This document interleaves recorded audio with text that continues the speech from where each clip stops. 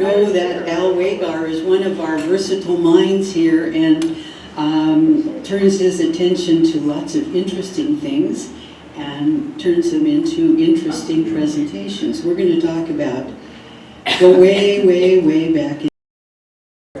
A few decades ago, the British Broadcasting Company ran a TV series on inventions that changed the world. And I tried to find that. I thought it'd be a really interesting presentation.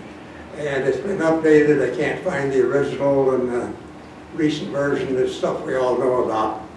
So I thought it'd be interesting to go really, really way back into way prehistory and look at not inventions but developments that maybe took a long time, sometimes long periods of time, before they really came to pass. And so my title is Ancient Developments That Changed Human Existence. Didn't change the world, but sure changed the way we interact with it. So various sources give dates in different ways, so I've tried to convert everything to years ago, usually to the closest 1,000, and we'll go back. But we'll start with fire and cooking. The earliest use of fire was probably people capturing natural fire and maybe being able to save it and use it for their personal use. Archaeological evidence shows the first use of fire, controlled use, well over 1 million years ago. So it's clear down in here, and here's 1 million years. And this was Homo erectus. You know, Homo sapiens didn't evolve until something like 300,000 years ago. So we're still the only hominid species. My interest in fire starting started way back in my youth when I was a Boy Scout. And the summer I was 15, I worked at a Boy Scout camp in Colorado, and I became the designated fire starter, using only flint and steel, which I thought was the Indian way. I kind of knew I was cheating because before the Europeans got here, the Native Americans didn't have steel. And I didn't know anything about iron pyrite or fool's gold being a possible substitute. And also I was pretty sure they didn't char cloth to catch the sparks like I was doing. But anyway, I learned a bit since then.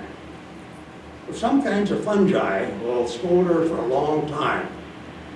And so after a forest fire was largely gone, I can visualize some guy or some gal finding a smoldering piece of fungus and say, hey, I could use that. I'll take it home and start a fire.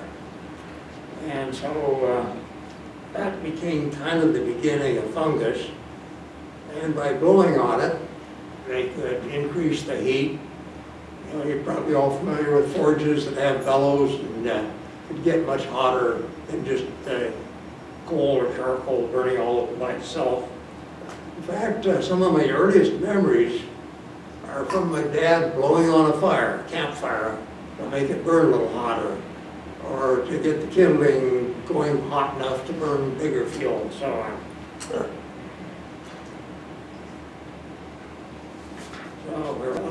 I would want to make a comment. Does anybody remember punk for starting firecrackers? Oh, yes. You know, you just have a piece of funk and it would burn all evening. You didn't have to keep striking matches.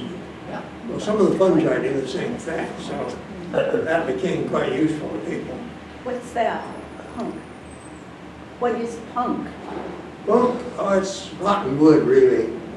And for 4th of July, we used to get a little stick, and you could light the end of it, and it would glow all evening.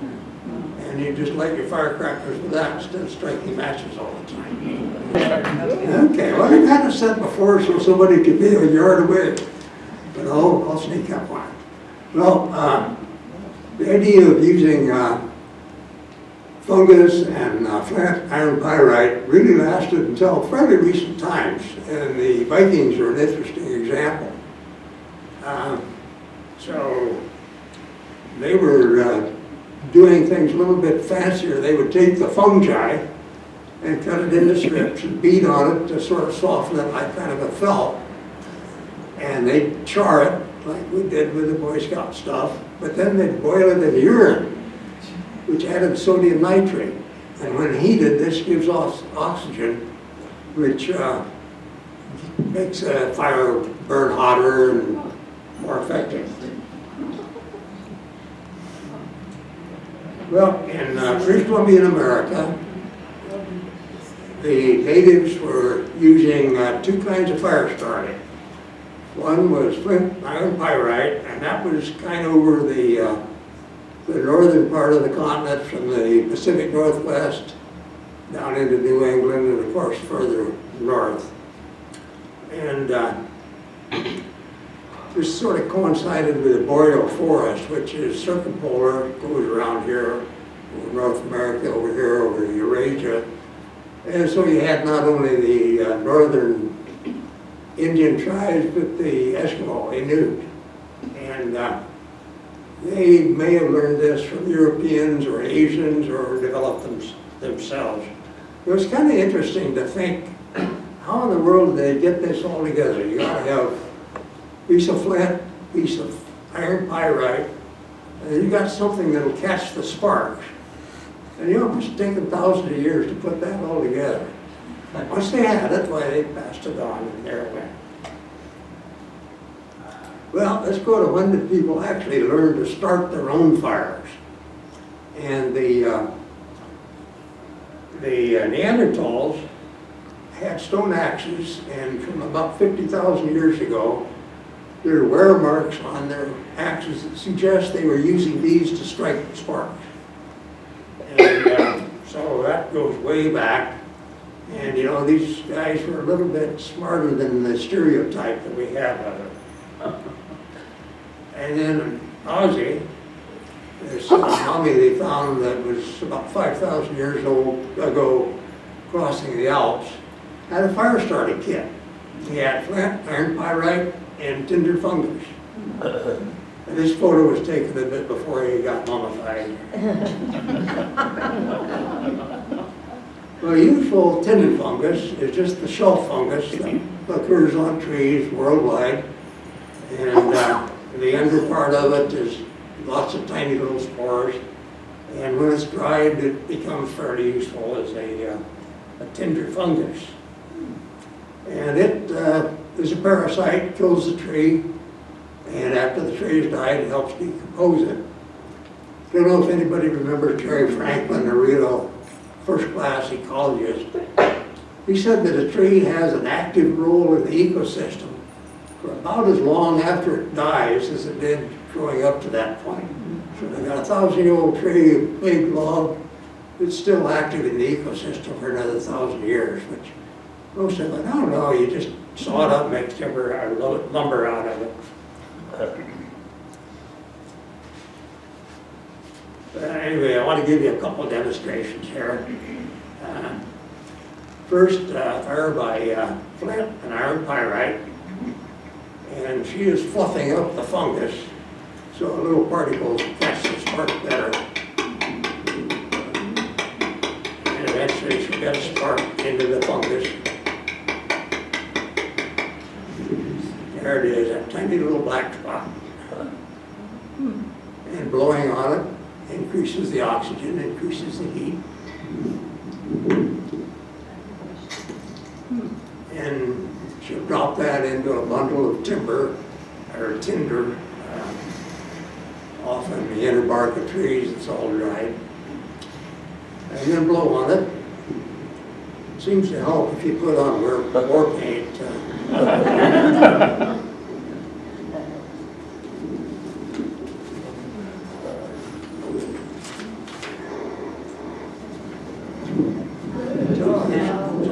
Got a fire.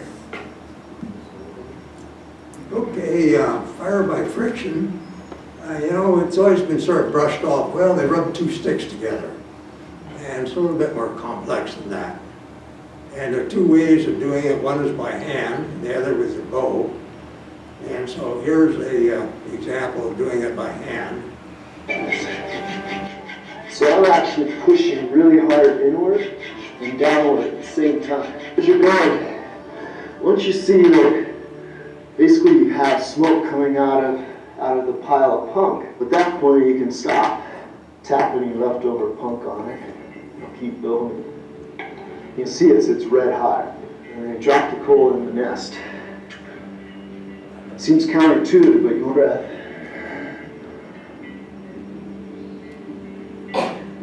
You want to increase the breath hardness as it starts spreading. I suggest you do this with the wind at your back.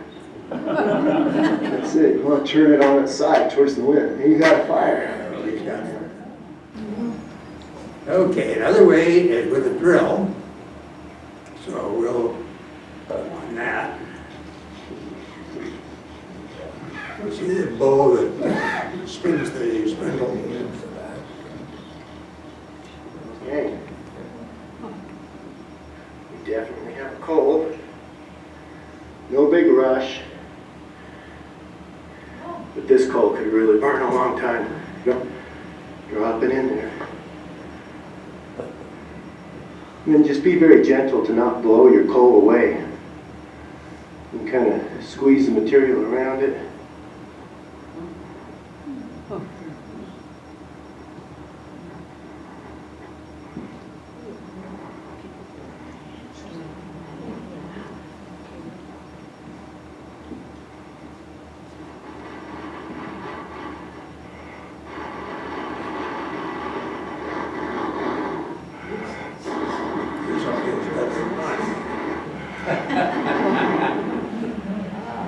Until you have fire. Well, evidence for cooking doesn't go back quite as far as fire, and I think I got this a little bit wrong. It's about 780,000 years ago, not quite a million, rather than 1.5 million, or 1.25 million I have it here. Once people got fire, it changed things quite a bit, and they could move into colder climates and still stay reasonably warm. Seemed to give some protection against predators, especially at night. And maybe it let them live in larger groups, which probably stimulated innovation when there were people thinking about things. And cooking enlarged the variety of foods we could eat, including more meat, was probably a major turning point in the evolution of our species. Made food more digestible. So for a given amount of food, you got more energy, which may have been pretty important if food was scarce. And it provided better nutrition and perhaps led to greater stature and brain size, because an increase in brain size happened about the same time. So I don't know how precise this is, but here's Homo sapiens, here's Homo erectus, and this is some of the predecessors way back. Well, interestingly, way back in the Paleolithic, people were making stone tools. And so they were probably sharper than we thought.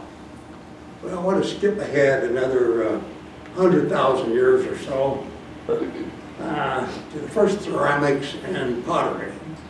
Okay, this figurine is from about 25,000 years ago.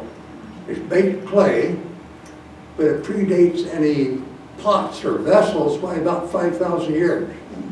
So apparently people hadn't figured out how to make clay into a pot.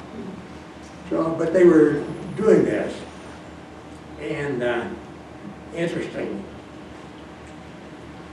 Go forward about another 10,000 years to the Neolithic. There may be kind of a male bias in archaeology, you know, with macho guys killing huge mastodons and everything. But Karen kind of reminded me, well, you know, there were some other things like weaving and pottery that often were mostly female, and maybe got short shrift in our archaeology for a while. So weaving was one of these. Not sure where it came from. But interestingly, fabric, or at least cordage, goes way, way back. This is a piece of string associated with the Neanderthals, and it goes back about 30,000 years ago. was made from the bark of trees, inner bark of trees. So they were able to create string and maybe ropes and nets, possibly able to create nets and traps for small mammals, which they found a lot of bones in some of the ancient sites. Evidence for using plants also goes way back.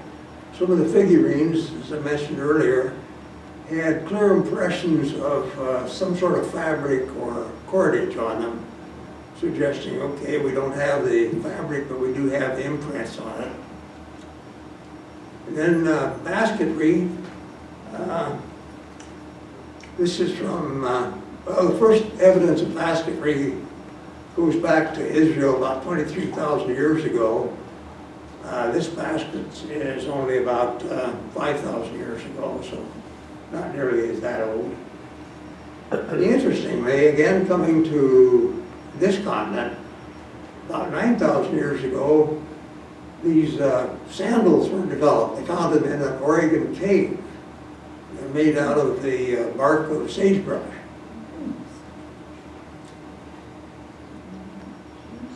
The fabric was being woven in Egypt about 7,000 years ago. They were making things out of flax. And some of the images on the tombs were showing women rolling the flax and processing it, and then eventually weaving it into fabrics on floor looms. This tiny little model was found in a Chinese tomb from about 2,000 years ago. And interestingly, rather than just a straightforward thread all the way across, you could weave patterns on this set of looms. Well, fabric was probably as critical for the Vikings as their reading. Because without fabric weaving, they wouldn't have had any sails, they wouldn't have had warm clothing, they wouldn't have a lot of other cloth commodities. So, quite important going back. Well, the oldest textiles from the Americas are fiber work found in a cave in Peru from 9 to 10,000 years ago. And the oldest for North America is in a Florida bog, from a Florida bog, from about 6,000 years ago. Well, I want to skip the Southwest and Navajo rugs and other Native American weaving and go to the Coast Salish, which is very close to home here. And they developed about 4,000 years ago wool dogs that had dense fleeces that they shaved once a year, pretty much like sheep are sheared now. And here's the pup right in here. Really quite amazing. They kept them on islands or sometimes in gated caves so they wouldn't interbreed with other dogs and mess up the breed. But they had selected out these specialized dogs. And these were noted by Vancouver and others in the 1700s and noted in their journals. Vancouver, well, let me first go kind of the area where there's evidence of these wool dogs. On here, Vancouver Island, a little bit of BC over here, down into northwestern U.S., over the Olympic Peninsula and through the San Juan Islands. Well, Vancouver was here from 1791 to 95, mapping the coast of Washington. And again, this is the only known image of the wool dog from a painting from the 1800s. Salish wove fabrics with dog hair mixed with the hair of mountain goats and such plant fibers as cedar bark, and created very elaborate blankets. And these were also noted in the journals of Vancouver and others who were here in the 1700s. And somewhat later, the Northwest tribes, I'm not sure if the Salish were involved, and began developing the Chilcot blanket. Chilkoot, I'm not sure the pronunciation. And this allowed curved lines to kind of fit the form lines of typical Northwest paintings. So pretty impressive stuff. And it took about a year to make one of these things. And it was the women doing them, and the grandmothers would teach the granddaughters, starting at about age 10, and then later they'd have more training to get better and better at this sort of thing. So that's the show. If we have the lights up, anybody back there? And we'll handle any comments or questions you might have. Thank you.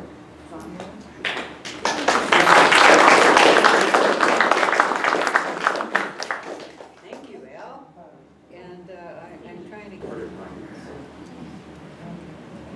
Go ahead. I was, as a kid, I always heard a wheel was a great invention that changed humanity.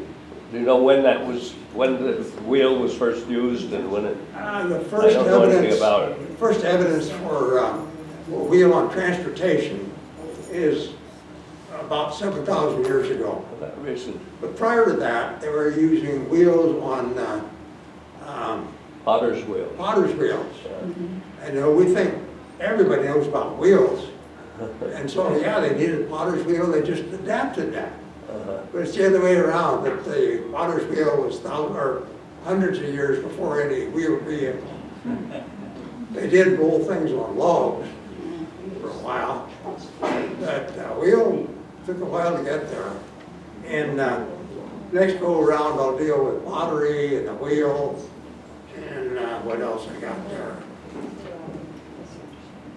Saving, and particularly agriculture and domestication of livestock. So that was a huge leap. You know, Paleolithic means old stone, and Neolithic means new stone.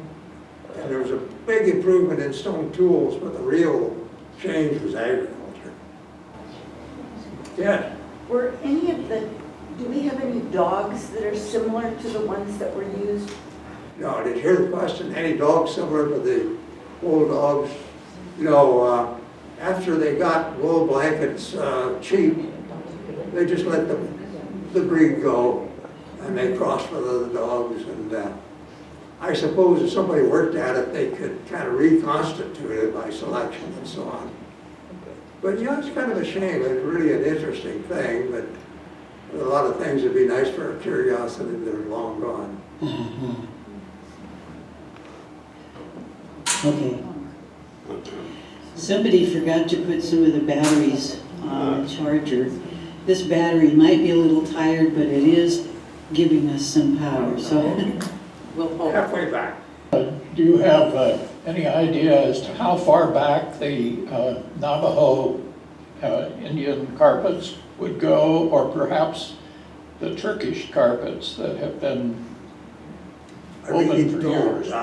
but in archaeological terms, are pretty recent. The earliest fabrics for the Americas was something like, what did I say, 6,000 years ago. And it was pretty much in the southeast. And then it gradually migrated west from there, but not very fast. The mound builders got into quite a bit of it. And next time I'll show a pot from Chaco Canyon. And I've forgotten how far back that is. It's something like 5,000 years ago, but by then it was very sophisticated stuff. I'm familiar with the, what do we call them, the bumps on the trees, what are they called? Fungi. The fungi. Okay, there's another word for it. Conch. Conch, yeah. How do you collect that undersurface that you said was used for fire building? I mean, I'd like to try it sometime. Well, I've never done Not it, in your but room. Not in my room. but you just break the thing off the tree, Yeah. and I assume you cut it up with a knife or whatever. I've never gone through that, but they figured out how to do it. how all this stuff got together piece by piece, you know, it just really blows your mind away. Yes, we're about there. Thank you. There's going to be another part on the 18th of November, part 2 of the ancient developments. I just wanted to say that they brought some more food down, in case anybody. Oh, thank you. An important announcement indeed. Yeah, next Saturday, which is the 11th, Veterans Day, there's going to be a holiday bazaar in this room, so no Saturday matters. And then Al is going to continue with part 2, and when part 3 is a little bit, I'm still working out what December is going to look like. There will not be Saturday Matters, of course, in the final Saturday because it's the Thanksgiving holiday weekend. Thank you all for coming. Oh, Judy?